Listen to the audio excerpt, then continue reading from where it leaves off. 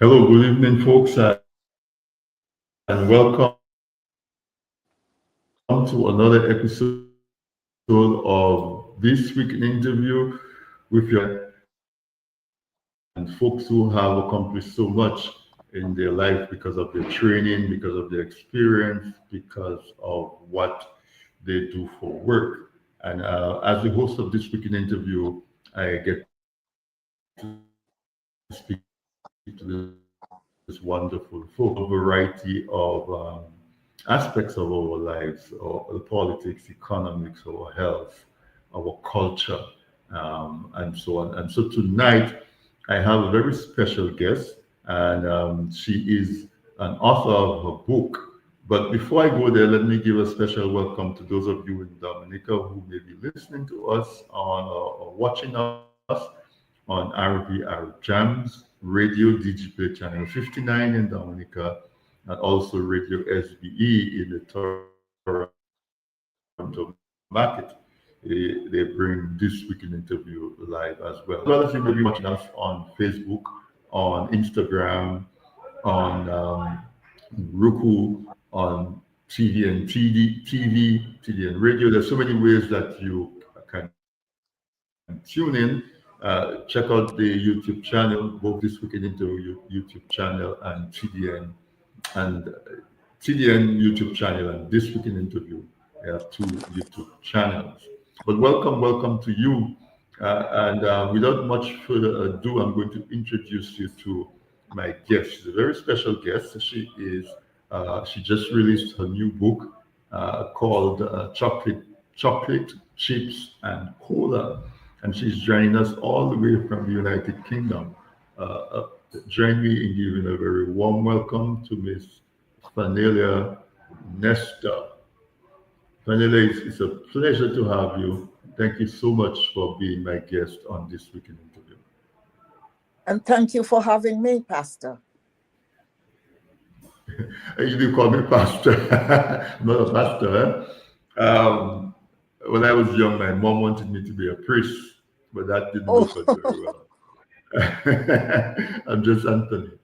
Um, Anthony. All right? You can call me Anthony. but I you're an wonder why. upholder of the Bible. Yeah. We don't want to go that deep into there because we want to focus Yes, on yes. Once you're on a your book. believer. All right. But yes, but no, I'm no pastor. I'm no pastor. All Okay. right. So um, your book, Chocolate Chips and Cola, is a very interesting title, and we'll get into the title a little later in our conversation. But this is your first time on This Week in Interview, so I want to give you the opportunity to introduce yourself, Fanalia, and you don't have to go all the way deep into the story right now, but just a brief introduction of yourself. Tell us who you are. Well, my name is Fanalia Nestor. I was born in the village of Delis in Dominica, and I'm the daughter of Matthew Nestor and Magni Nestor.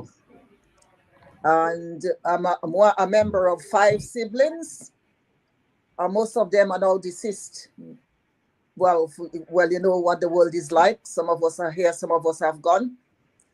And I was schooled in Dominica, and at the age of 15, when the British government decided that at the age of 15, we got to leave school. So my mom thought, and my parents agreed that instead of hanging around the village, they sent me to Britain at the age of 15 to join my father, who was already in Britain, he was part of the Windwash people who came over in Oh. 1948. Mhm. So he was already established in Britain. And it was my duty as a daughter to obey my parents and travel to Britain. So you left Dalis and you migrated to Britain at the age of 15. Yes, Um, yes. with just your primary school, you used to got a school living certificate in your hand. Oh, no, because I was 15 in October, and during the summer holidays and so on, just before the summer holidays, when we were supposed to have our exams, the letter came from the British government. So the headmaster um, refused to let us take the exams. So we said it's pointless we're taking the exams because we have to leave the school before our 15th birthday. So myself and a group of other girls who were similar age to me, we had to leave school without a school leaving certificate.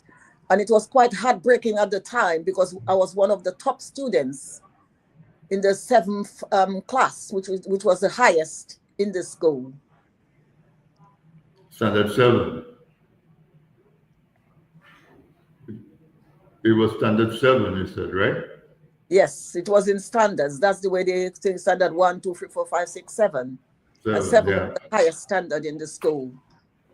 Right. When I started primary school, they had standard 1 to 5, and then they call it Form 1, Form 2, and Form 3.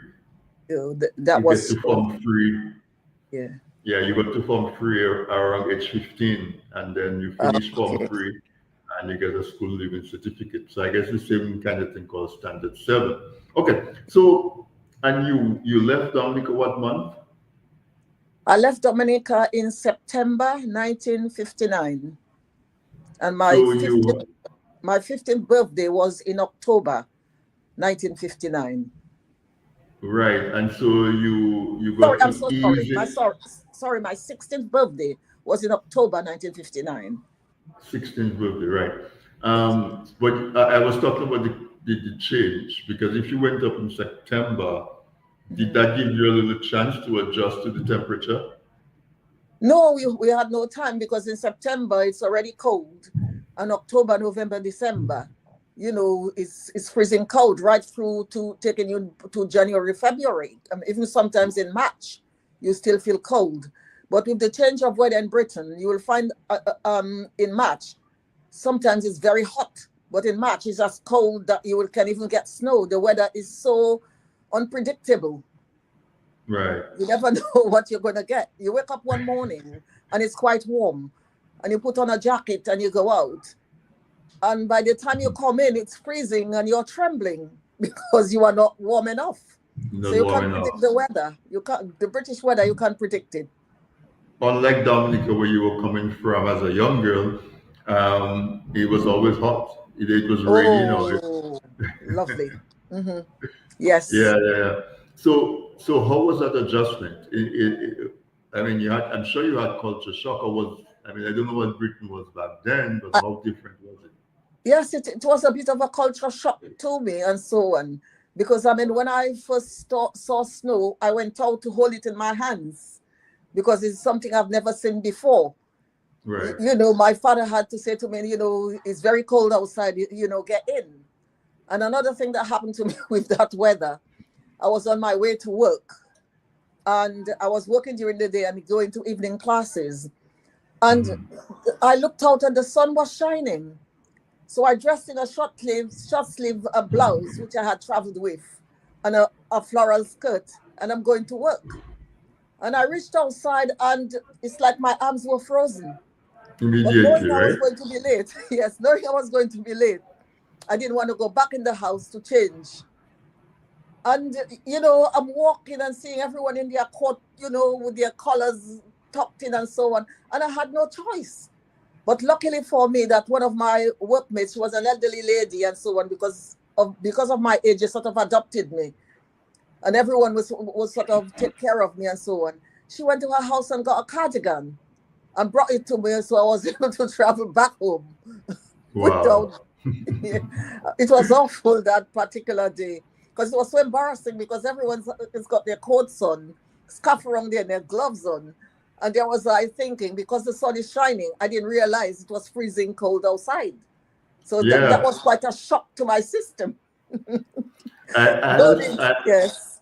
I had a similar experience. I left Dominica and came to the US to study in January of the year. And I used to find it so funny. I used to say, when we were in school, if we ask you to write a composition and you started it by saying it was a cold, sunny day, your teacher would mark it as wrong. How can it be cold and Yes. sunny at the same time? Yeah. Right? And cold. Yeah. Yeah. Yeah. Yeah. So you mentioned that you were taking evening classes.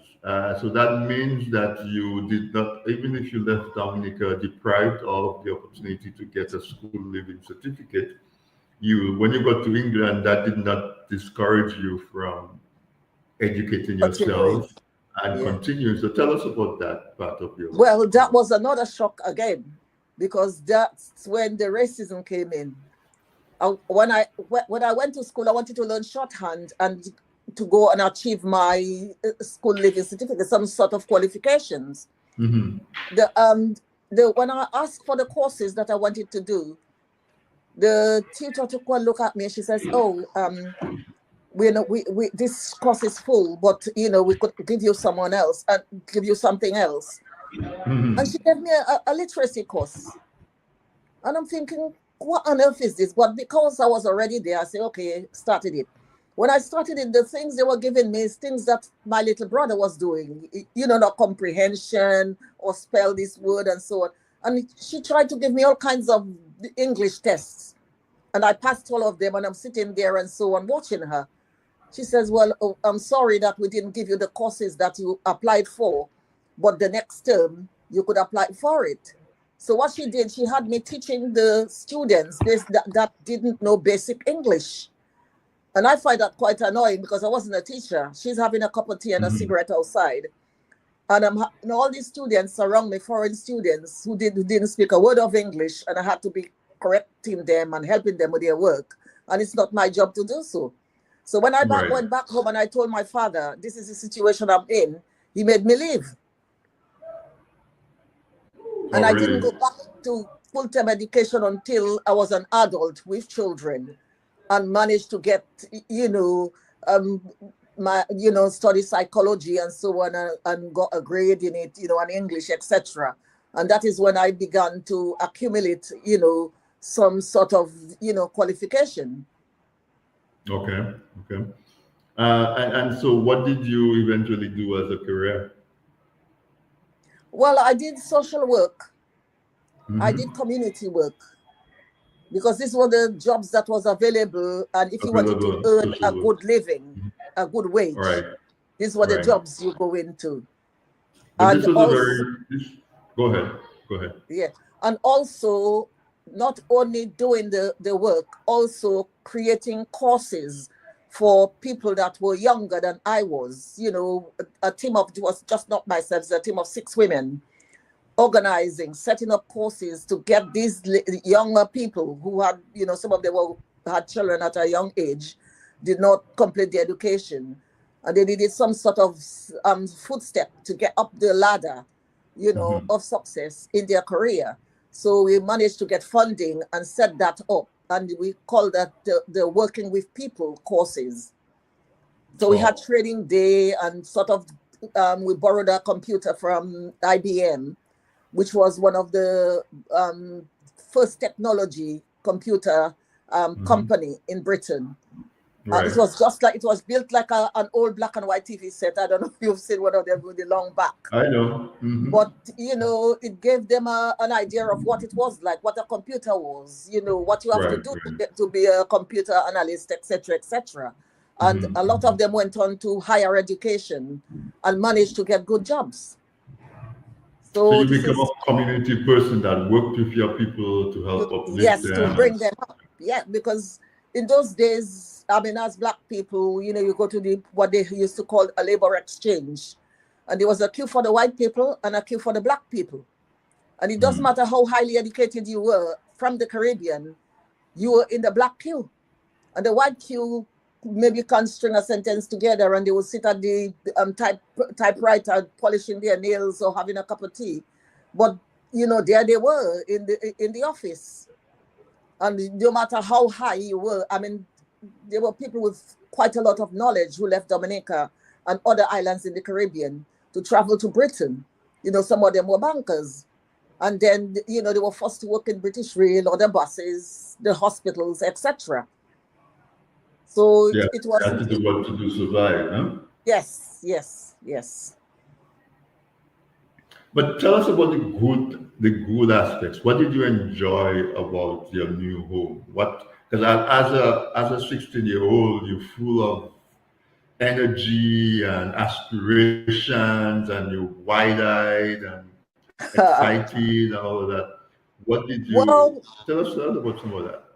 well, the only fun I had, because I knew there was no, you know, people of my age group to say around. You're living in a street, you're living in a house, you come from work, you get in, that was it. You know, you fix yourself something to eat, you know, tidy yourself, jump into bed, and that's it. Next morning, you're up, you know, at 5 o'clock in the morning to prepare yourself for work. There was no fun. If there was a Hmm. film that my father thought that was suitable, he would take me to the pictures, buy my packet of popcorn and a drink, and I would go in. And when the film was over, my father would pick me up. I never had no fun like, you know, nowadays kids would go on dates or go out with friends or, you know, visit friends. I didn't have that liberty because my father was a very strict person. And me not knowing the country, not knowing, you know, anyone, you know, my siblings were all back in Dominica. So I didn't have much fun as a child. I mean, it's like, you know, sometimes I think I was sort of deprived of my teenage life because I had none of that. Because you left on the same time you live in school, you transfer to a new place, and then you get into a routine that's just Yes, yes, repeating itself on a daily basis, right? yes. And if I go out anywhere, it's because my father and his, well, I'll call her, but I shouldn't use this word, and his mistress were going out. So I was told to get dressed and you know, and I would sit there on a chair while the adults were talking. Or unless my father is going to friends who had traveled with him and friends he knew directly from the island of Dominica. And they were playing dominoes or cards. And I would sit on Hmm. a chair and things like that, you know, and sort of watch them play. Right, And, right, and, right. and that's all there was. So then you became an adult, and here we are now. You are the author of this book, Chocolate, Chips, and Cola. This is not your first book, right? No, my first book was a fiction book. It's about two friends who Hmm. grew up together, fought in the army, and their love lives and social life and so on, and until they passed away. That was the first book. The second book was What was about the a title? detective. What was the title of that book? Oh, I gave it an Italian title because the whole story is set in Italy, and it's Hmm. called Amolio Agoyo Gioia, which means love, pride, and joy. Okay. But it's written in English, but the title is Italian. Yes, because I wanted Ah, to break through the Italian market, okay. but What? Uh-huh. self-publishing is very hard Hmm. because you find that the you know the money is going out because everything you have to pay for when you Right. self-publish. Because if you are a known person like an actor or an actress or a royal, they will be queuing at your door to publish your work. Hmm. But you're a known person, a little black gun, unknown black girl, you're not going to get people coming to your door and says, let me publish your book. And no matter how, you know, you will get refusals. Is that book available on Amazon? Yes, it is. It is. Okay. Okay. And what's your second book? The second one is called Adulterated Lust. It's about a love story about a couple who you know, the wife was quite a woman who misbehaved so badly and unknown to the husband because he trusted her. So it's just a fiction story. It's a fiction story, Hmm. but it's a very short story. Is that one published as well and available online? I published that one mostly to give family and friends. Okay. Okay. And you know, I sort of published it and gave it to family and friends because in order to fill more copies, that means I have to dish out more money. So I just Right. didn't pursue that one. But this present one, I'm pursuing it as far as it can go. So this is your third book, really. Yes. Okay, so let's talk about that book because that is what brings you on this program. That's what brought you to my attention and have you on this program. So you have a copy with you. Let's see the cover. Yes. Okay, there, right there. It's good. So it says chocolate, chips, and cola. Yeah. So you know the first thing I'm going to ask you is why that title? Because of the life that's, I was forced to live. When I Mm-hmm. came to Britain and finding my father living with his mistress. My father was married to my mom at the age, I mean, everything is explained in the book, at the, Mm-hmm. age of 16. When And, your when your mother was and, 16 and years I was old. their firstborn. Okay. Mm-hmm. And to come to Britain and finding my father in that situation, I mean, as a 15-year-old, maybe another adult would have understood it more. But Mm-hmm. I just couldn't get over as a young girl and so on, wherever my father worked for the Shillingfords and things like that in Santa Roma and Pina and all those estates and so on when he was in Dominica. So I'm used to being around my dad and so on, and my mom would come from the countryside and things like that. And, I didn't know this kind of life, would be something my dad would be involved with. So it was quite a shock to me. And when I saw the person that he was involved with and knowing my mother, what a demure person is, that she was a respectable lady, I just couldn't get over it. And So there was she, so that's added to your culture shock of a new right, place, new right. climate, new temperature, and then new home environment, new perspective of your dad. Yeah, Wow. yes, yeah. And finding that not only that, he also had a son with her. Already And by the time you came up. and I had my brothers, or and so on and things like that, because my dad is a person that traveled from England to Dominica and back to England and so on. So I had my brother Rollins and then Gillo. So I Right. had my brothers already, and so on. Gillo was only tiny when I left and so on, because he was the last one to be born, Mm-hmm. while I was in Dominica. So your first and second book, you said were right, books of fiction. Yeah. I'm talking. This third book is not so. It's more like a historical. Yes, my life story. It's actually like Memoir a or biograph. memoir, as they call Is it. it biographical or just a memoir?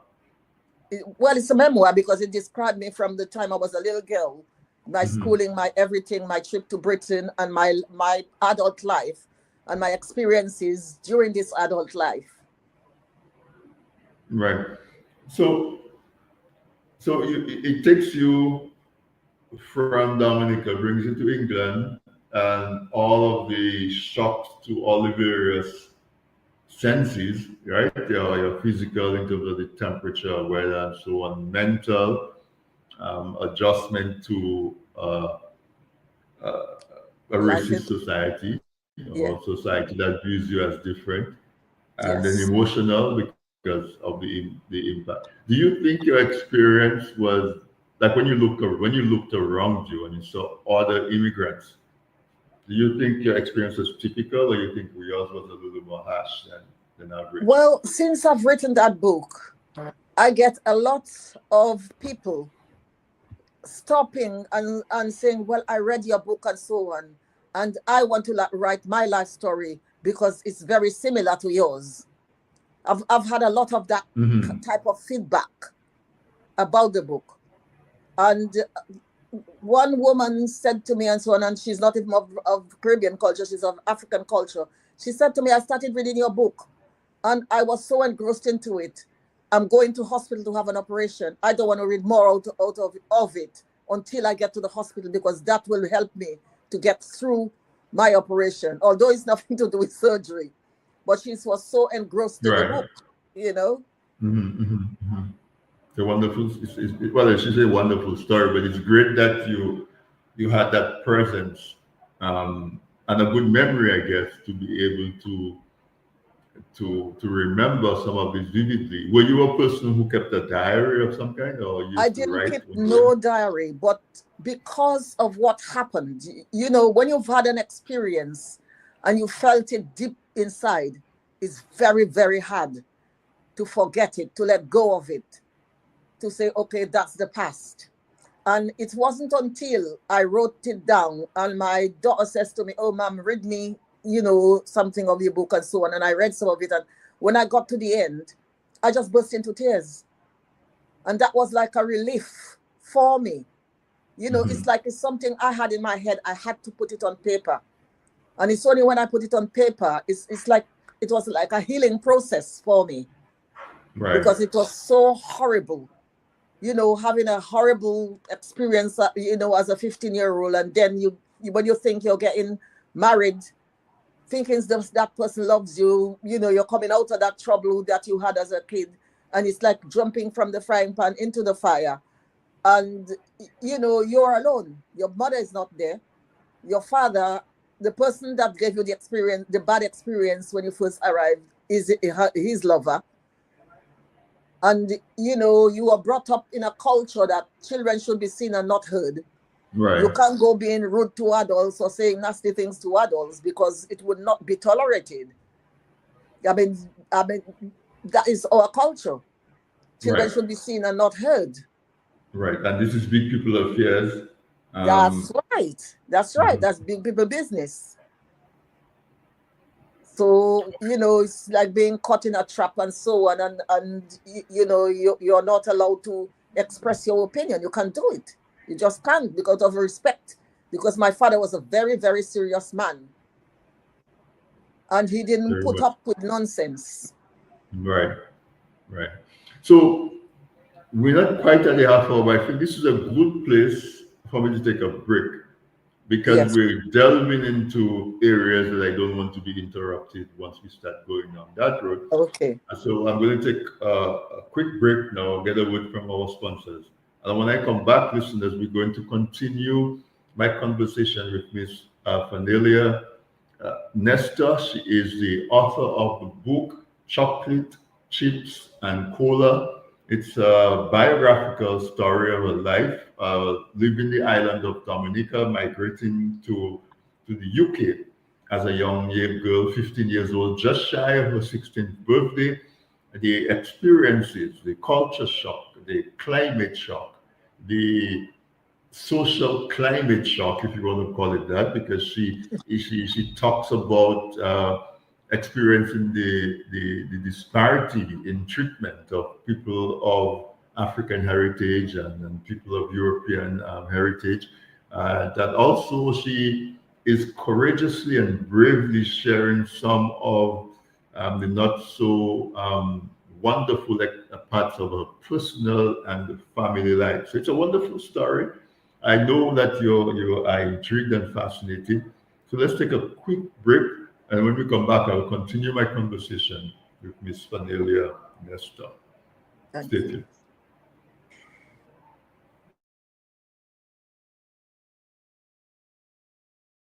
Presented by.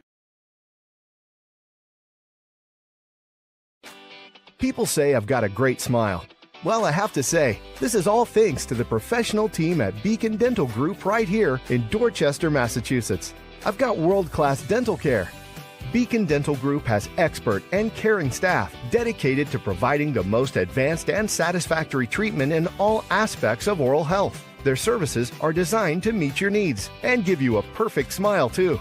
General checkups, cosmetic surgery, Gemini laser service, and advanced procedures, all in a state-of-the-art facility. Call or visit Beacon Dental Group today, 1026 Blue Hill Avenue, Dorchester, Massachusetts, or call 617-282-2146 for a smile that lights the world.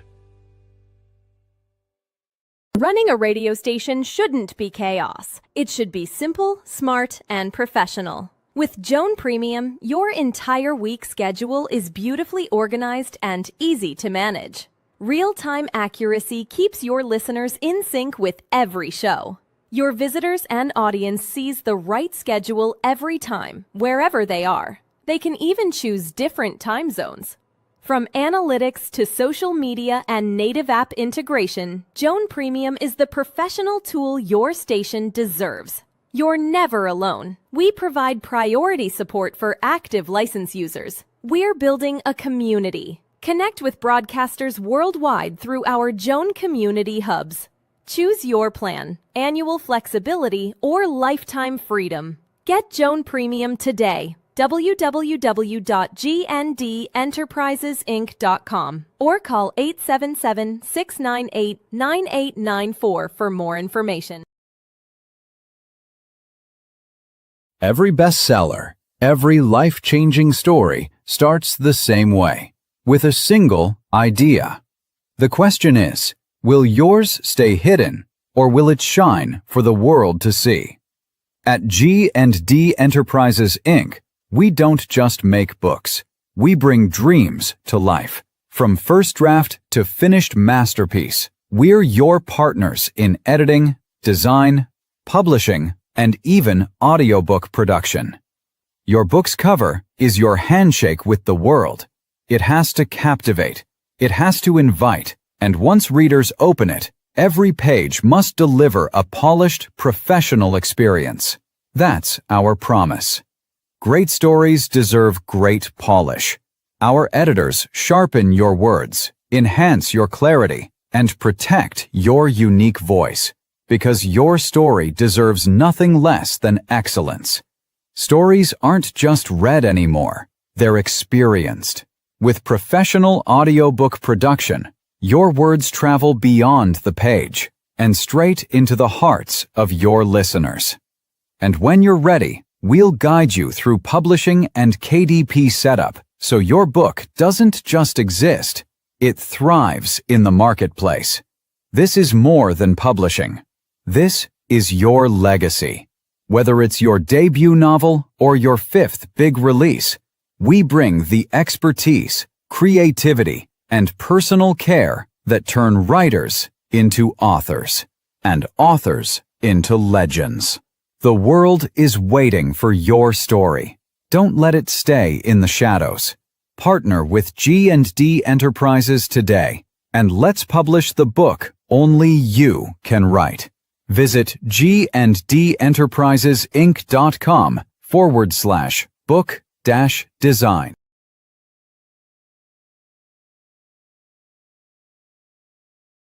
Looking to promote your business, engage current customers, and reach new people? Well, look no further. From the basic presentation to a fully fledged advertisement, use your video ads to attract customers. At Man's Audiovisual Productions, we do just that. We produce videos for business and event promotions, product demo videos, animated explainer videos, fundraiser ads, and much, much more. Engage your clients and sell online. We customize the video to match your brand design. Guaranteed to play flawless on all devices, including smart TVs. Contact us at telephone number 203-690-4342 or 767-245-6238. Visit our website, mansaudiovisual.com, or email us at derekvideo@gmail.com.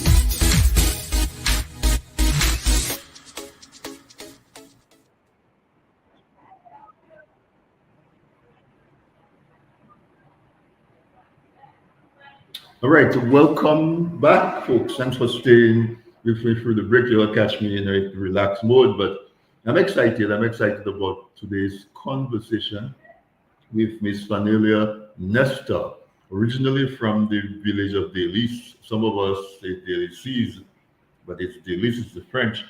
Delis on the east coast of Dominica. She migrated to England to meet her father. Her mother was in Dominica. Her father went to England during the Windrush, and she migrated there to be with him. And she wrote this book called Chocolate Chips and Cola to document her life through that experience into adulthood. It's a wonderful read. It's a story of an immigrant, and so many of us are immigrants, whether we are in Canada or in the UK, as Miss Nestor is, or we are in the United States. We're immigrants and we have similar experiences.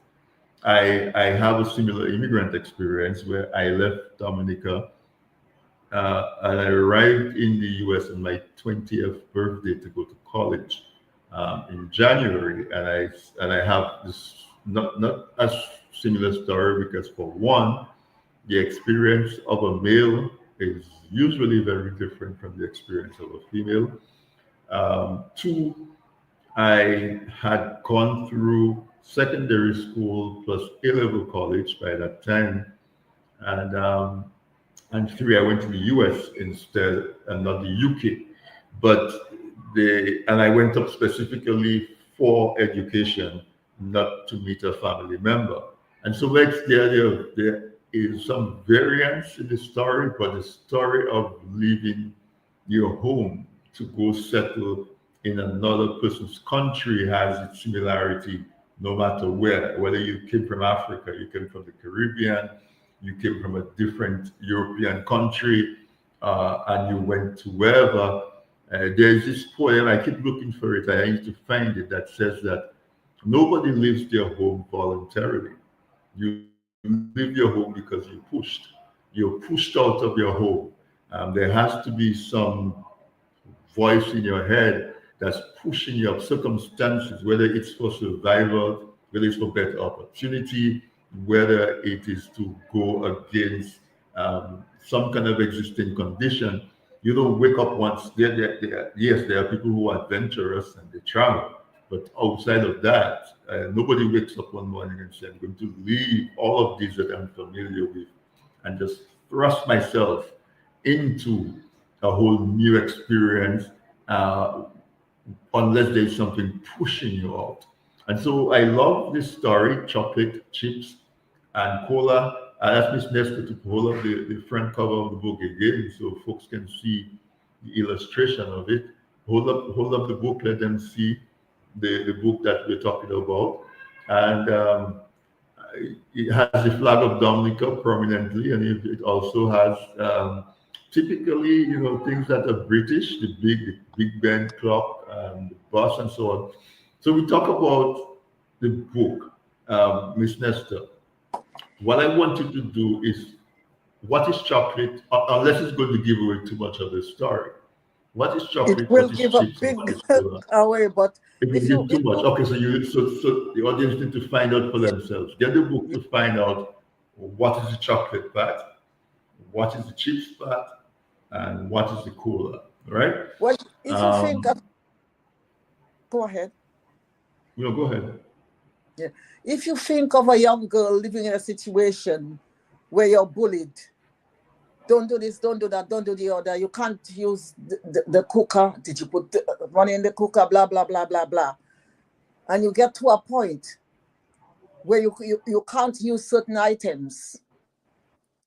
Fear of being bullied or, verbally or verbally abused. Ostracized, yeah. You resort to survival. Mm-hmm. And what's the best way to survive? Right. By if you can manage to walk into a shop, and I'll leave it at that, and buy certain items. Okay. Yeah. Okay. Now tell us about the cover. Hold up the cover again so they can remind us, and tell us, what does the cover represent? The cover. That's beautiful cover, by the way. Of the young girl, the flag of Dominica, which I'll never forget. Big Ben, the bus and everything. That is my first experience of arriving in the country, to see the red buses and, drive past the Houses of Parliament. You see Big Ben. So it signifies Britain, but the Dominica flag at the top, because that's my roots. Okay, that's your roots. Who designed the cover? So the person who designed the cover was my granddaughter, India. Oh, wow. India Dover. She's one of the Dovers of Dominica. She's Her talented. father was a Dover. Allington, Dover. So she's your granddaughter. She's very Yes, talented. This is a really granddaughter. nice thing.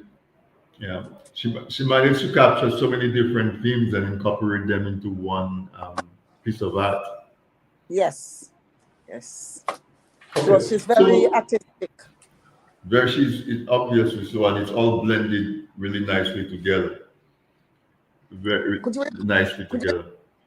sorry, could you repeat that, please? No, no, I say she's obviously she managed to bring so many different, themes and bring them together quite nicely to create a very A attractive good, cover to yes, your a book. very nice cover. Everybody praises that cover. It's It's, striking, it's it's beautiful, striking. You know, it attracts your eyes to the book. right? So, Fanalia, before the break, we were started delving into the book, what the book is about. It's sort of a biographical account of your life, autobiographical. And you were saying that after you wrote it and then you read it back, it was sort of like a relief, catharsis type of experience. Yes, it was. Some people find that a very brave thing to do. Some people think that they're not courageous enough to dive so deep and to bring out what is so personal to you out in the public. Talk to us about that thought Well, process that allows you to do that. for some people, it will be hard to put their life story on paper. But for me, it was like a relief process, a healing process, a counseling process. Because Mhm. what it does, it helps you to, pour it out on paper. It's like speaking to a counselor. This is what happened. This is the way it was. That's what I felt. And instead of growing old and having this, carrying this burden in your head, that happened to me. I want people to know what I went through, because there could be people going through similar experiences, or people who had experienced the similar experiences. It helps them as well to say, well, that happened to me. It may not be exactly like my life, but it gives them the courage, to actually talk about, their experiences. And I think it's a good thing, because, the feedback I had from that book, when people have read it. I mean, I had an English girl, and thing like that, who read it. She sat in a park and read the book. And she came back Mhm. to me in tears. And I said, it's okay, because it's over. I'm matured now, I'm a grown woman and so on. But this is something I had to do. I wanted to do it. It's not like someone forcing you to do it. I wanted to do it. I wanted that relief. And since it's like a different experience, you don't think about it anymore. It's happened. It's all there. It's out there. And, anyone who wants to read it can read it. I didn't want to keep it in Yeah, my head, because you keep such things in your head, it could stress you out, mentally. And I didn't want that to happen to me. So putting it on paper is like a relief. And that's how I feel about it. that's an awesome thing because, as you said, it inspires some people to go back and to deal with their own trauma. It, That's it, right. it tells them that they're not the only ones who suffered like that. And so it also maybe some people who are experiencing certain things right now, it might give them the courage to understand that maybe they can find power to step away um, from whatever it is that they're experiencing. You mentioned that you have a son, is it, or I've got two you have sons. kids? Yeah, I Okay, have two sons. and you have granddaughters. Yes, How how has this book um, changed or impacted your relationship with your kids and your grandkids? well, my grandkids, that are old enough to understand, appreciated the book, and they said, "Well done, ma'am," and I'm glad of what you've done. There's a couple of the great grandkids that's old enough. One is 15, one is 14, to actually read the book. And, they had the same feedback. The same feedback came to me, how they were proud. And another thing about the book is I didn't just write about my life story. I write about my roots, where I was born, the school I went to, my family history on both sides of the family, the Carib side of the family, the Spanish side of the family, and they know their roots, where they're coming from, where their grandmother come from. And that's going to help them to understand the family history as well. That's what the family tree is like. And that helps them as well. So they could pass that on to their children, those of them who have children and who are about to have children, and their children could pass that on. This is something that's going to last throughout their life and their children's life. So that is that part as well. Because some of us are such mixed heritage.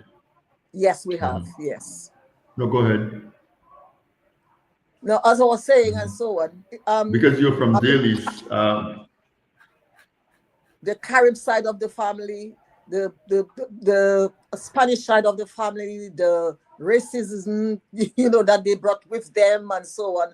I mean, I didn't hold back. I just put it all on paper so they could understand this is what it was like in those days. This is what your grandmother was like. This is where your grandma came from. This is where your grandfather stems from.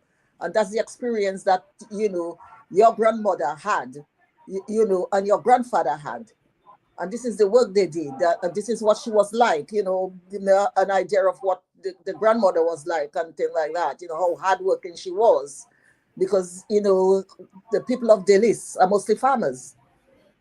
They prowl their own land, do their own fishing, do their own thing and so on, and sell some of their crops in the town in Roseau. I mean, and so all this kind of life and what the house was like, what we had to do as young girls, like, scrubbing the wooden floors with brushes and then using lavender leaves to rinse it out, living off nice aroma in the house.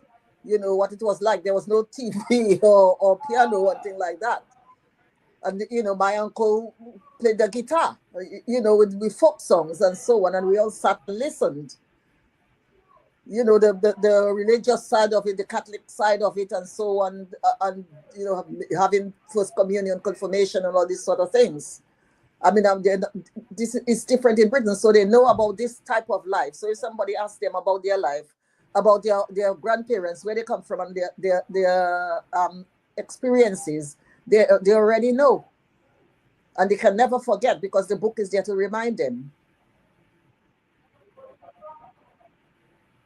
That is a wonderful work of a record that you live in. Do you go back to Dominica often? When last were you in Dominica? Well, the last time I went to Dominica was in 2020, and that was to bury my mom because she fell ill just before Christmas. Went into hospital, and by the time the neighbor and my cousin rang to say that had happened, she was out of hospital. She said, don't bother to travel because she's out of hospital. And I had an accident and so on, and I was expecting to have surgery, etc., etc. But I traveled in 2020 with my son and so on to arrange the funeral, and my cousins from Canada and my sister Isabella and my cousin traveled from Canada to Dominica. So we gave her a good burial, and that's the last time I went. Because of health reasons, I don't travel often.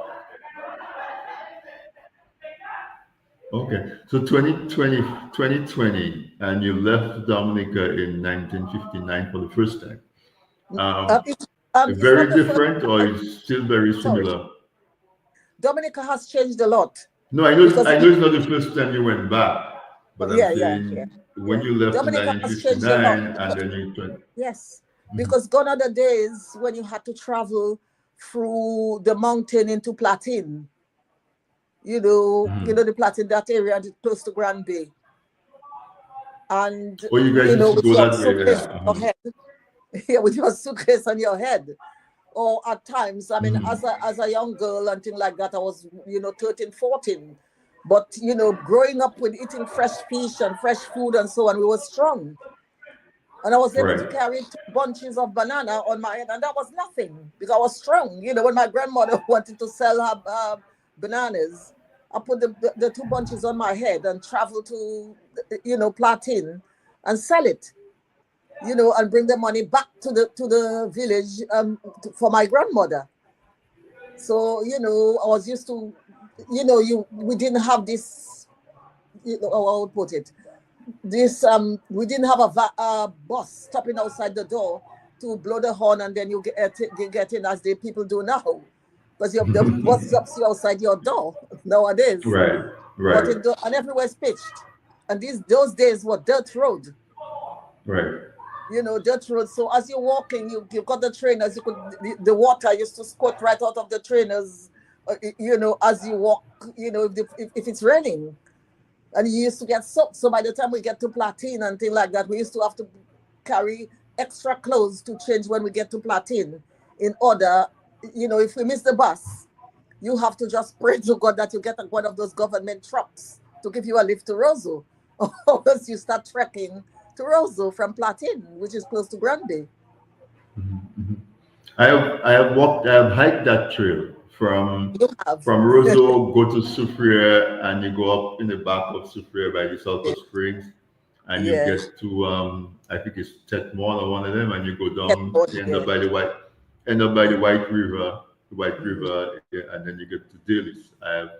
I hiked it as a high school student, so I know exactly what you're talking about. Yes, yes. But I hike it for pleasure. You had to hike it with load to sell and to walk back and so on. Yeah. Yes. And when you leave Roseau, if your mom give you a list and say go and do the shopping, when you leave Roseau and the bus drop the truck, or because in those days there was no buses, it was truck. They put seats on the trucks, and people sit on the seats on two sides, and there's a part in the middle where people walk through to sit. There was no buses in those days. So you sat on those seats and so on. And when you get to Platin, you have to descend back. You have to leave the truck and so on and start trekking. Some people will change their clothes to their ordinary clothes that they don't mind, the mud gets on it, that it won't stain.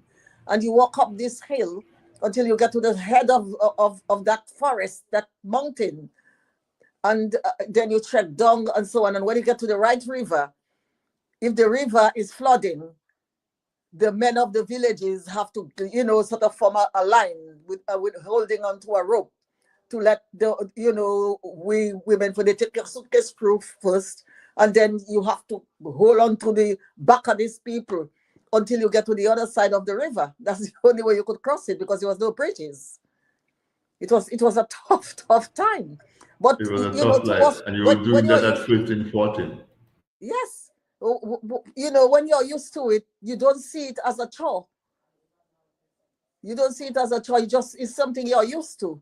It's like if you're having breakfast every morning and you're having cornflakes. You just get used to eating cornflakes, and you don't no worry that you want to eat Rice Krispies, or something else, or fried eggs, because you're so used to it that it's normal. It becomes normal.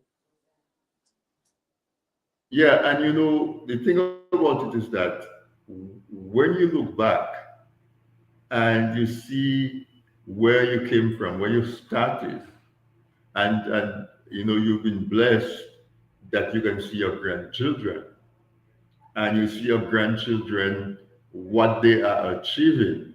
You have a granddaughter that can design, you cover up your book and do such, and do a professional job like anybody else could do. And you feel so proud because of that gap. This is where your grandmother started. I mean, I had that experience. You start pretty much from dirt, bare ground, and you're able to hoist yourself and your family, and your grandchildren now are starting at a much higher level. The fact that you have that book can help them to understand that, and so hopefully it helps them to appreciate where they're starting from, and inspires them to go forward and aspire. Oh yes. Because I mean, my granddaughters and so my grandson, they all have Bachelor of Arts, degrees. The one that did the cover of the book and so on, she have a BA degree in business and business science. The other one, have a degree in law, politics, and corporate finance. And so on. Wow. And not only that, they designed their life different to my life because, they made good relationships and so on. I mean, my eldest daughter is quite, financially well established. She married well, and her kids are attending a private school. And so it's breaking the mold of where I started to where they will be. And these kids are going to go to further things. They probably would go to politics, to be MPs or whatever they wish because of the caliber Right. of education they have. Whatever they wish. Yes, whatever they wish. So it's sort of breaking the mold, and so on. Yeah. Don't sort of think like that. And I don't want them to think, whatever's going on in the country, yes, the racism still exists. Don't look at that. Look at where you can get to. Grab the Right. education, and so on. Don't say, oh, well, that teacher says that to me and so on. The teacher said that to you, she's going to be, racist. Say, good morning, miss, how are you? Don't show her that you could rise above that. And through that, you get to the top level. Because one of my granddaughters experienced, I said, don't take that in. You walk in the classroom and say, good morning, miss, nice day, innit? Or is it cold, innit, this morning? And that was the teacher that gave her 3 A levels. So, don't go so, well, you Right. blah, blah, blah, blah. No, none of this kind of attitude. Don't have this attitude. Show them, be a bigger person. And through that, you climb the ladder because that's where you want to get to the top. But if you put yourself low by, the slightest little thing, you fly into a frenzy and, want to be rude to the teacher and things like that. Because they've already gone through the process. And they are teachers because they have gone through the process and they got their qualifications. So it's up to you to worry about yourself and know how to carry yourself throughout that education process to get to where you want to get. And that's what I taught them. And which is good because what it is that it uses the hardship, if you want to call it that, of your youth as a foundation rather than a restrict, Yes. And that is what that book will do, not just for your people, your immediate family. It's going to do that for the whole host of folks who are going to buy your book and read it. And so I want to appeal to the audience. I'm talking to the audience right now to say, get that book, make it part of your Christmas gifting to your children, to your grandchildren, to your nieces, your nephews, your godchildren, anybody whatsoever that you feel. Because all of us have an experience. Even for the folks who are back home, it helps them to understand what we go through when we emigrate out of our country. It's not a bed of roses. It's not. It has its thorns, and we persevere and make it happen. And so when we come back or when we send back, it's sacrifice to send back. And so I think the book Chocolate, Chips, and Cola is a book for everybody. Because everybody has someone that they can gift it to that will benefit from it. And so I want to congratulate you on the publishing of your book. Thank you. That's number 3. And the way you speak, you probably have 2 or 3 or 5 more. maybe. in you.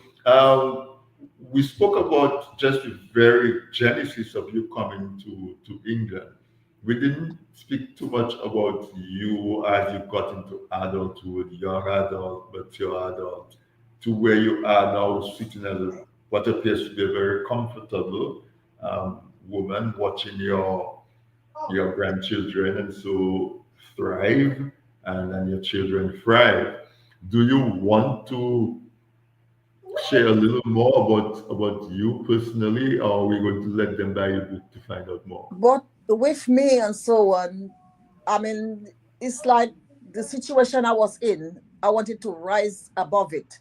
I didn't want to see my abusers see me sink down, because a lot of people having gone through that process would have sort of, oh, let me go and drink and and get into drugs and all them kind of thing and so on. I was determined to say, you squeeze me, I'm not going to let you see me dry up. I'm going to shoot up, like a flower. I'm going to rise, and so on. I mean, there's a song, that sing about that, but I can't remember the exact words. I'm going to rise above it. So you could watch me rising, that the person you tried to squeeze the life out of is alive, she's thriving, and she's moving up the ladder. She's not going to sink down. And that's how I thought. As I said, I went back to school, better my thing come out of the factories, going to clerical work and things like that, community work, social work, and so on, build up my salary and so on, and pulled up my life until the government offered me retirement when I was 60. I mean, they've changed the age group now, but when I was 60, I was offered retirement by the government, and I took it. So I bettered my life. I didn't let myself be pulled down. It's like they mash you up. You stay mashed up and say, oh, no, I'm nothing. God has given me a life. God has got me. I'm a strong believer in God, because that's the way my parents brought us up in church, to pray every morning, pray every night, thank God. No matter what is happening, thank God. And always speak to the Lord. Always remember you're a child of God. He created you. He can see what you're going through. And he will not always leave you in that condition if you put your story before him. And he did not leave me in that condition. He pulled me up, and I've stayed up. And I would say to anyone who's going through it and so on, you can survive it. You can rise. And you should continue to rise. Because, the Lord is there for you. That is, God has given you life. You're on your feet. Rise. Don't ever go, I can't take it anymore. Whatever. No, don't do that.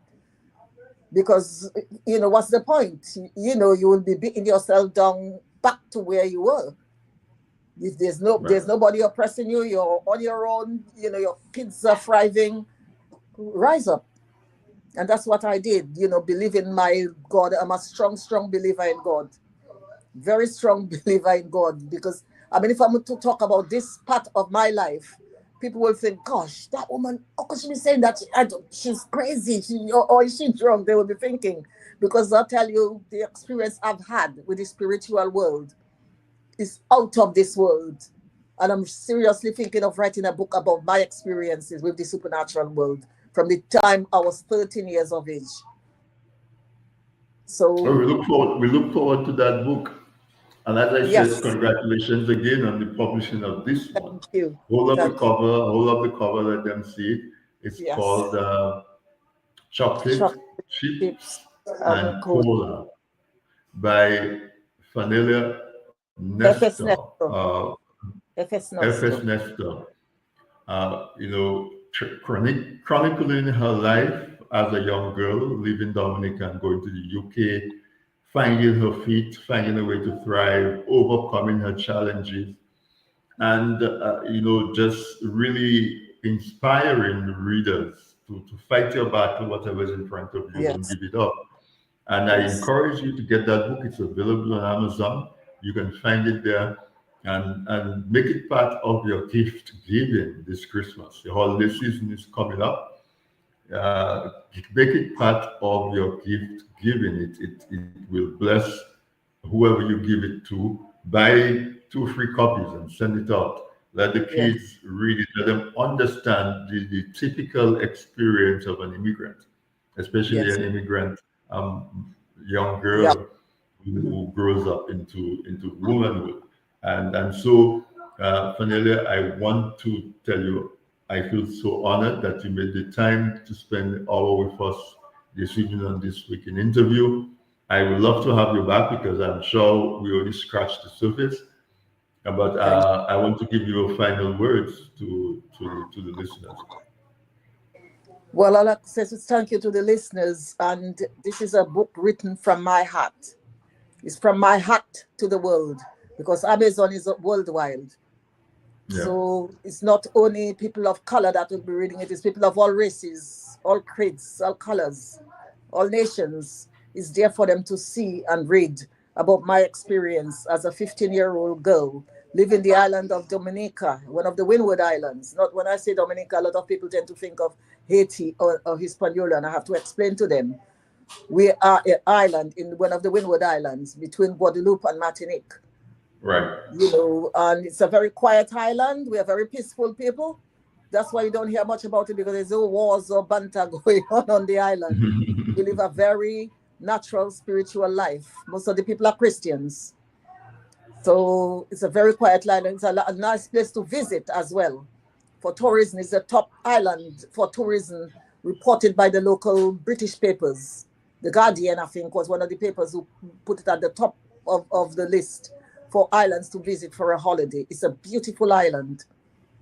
We got some lovely spots there and so on. The Emerald Pool, Trafalgar Falls, the you know, all these places are lovely places.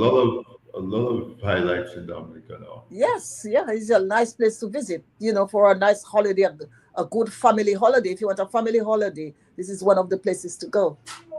And I love that island. I love it. It shines through. It shines through. Clean water, no chemicals in our water. We got the springs where we get fresh water. When you bathe in that river, bathe in the sea, your skin is smooth. You don't even need to cream your skin because the water is so pure. Right. It's a beautiful island. The food is good, very tasty, very fresh. So I would encourage we people see to go there. we see your love for Dominica in shines through. Yes. So thank you so much. I wish you all the best. I wish you continued good health, and to you and your family. Yeah, you go with one of the grandkids. Yes, that's and this one is called Pharaoh. Pharaoh. After yes. We got Pharaoh, we got Emperor, and we got Empress. Big names. Oh, big name. That they have to aspire to. Yes. So wonderful. So Fanalia, thank you so much once again. And as I said, I wish you all the best. The holiday seasons are coming, so it's not too early for me to wish you happy holidays. And all the best in 2026. Thank you very much for the interview. Thank you, and give my love to your family. I will. You're very welcome also. Yes. Yeah. Thank you. Bye. Bye. So folks, there you had it. I hope you agree with me that this was a very wonderful conversation with a wonderful and brilliant lady. She is very articulate, very courageous, very open, and she wrote the book Chocolate, Chips, and Cola, which documents her life story, sort of autobiographical. And I encourage you to get it. It's available on Amazon. Get the paperback copy, get the Kindle version, or whatever it is. I think you would benefit from it. A story of perseverance and triumph, and through her life, and in a setting from a Dominica setting in the 1950s and 60s into a United Kingdom setting up to present. So get that book, make it part of your holiday gifting, and hope you enjoy this conversation as much as I did.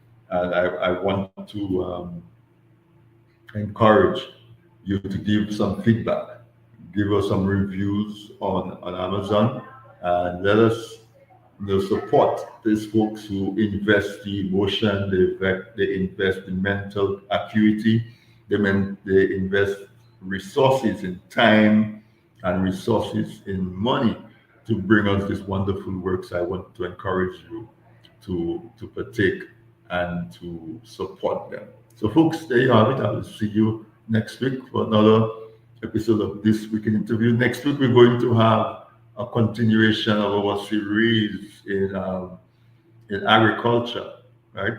Sustainable agriculture and food supply with our in-house farmer guru, Adrian Banis. That's what is on tap for you for next week. And I will see you again. I want to say good evening to you.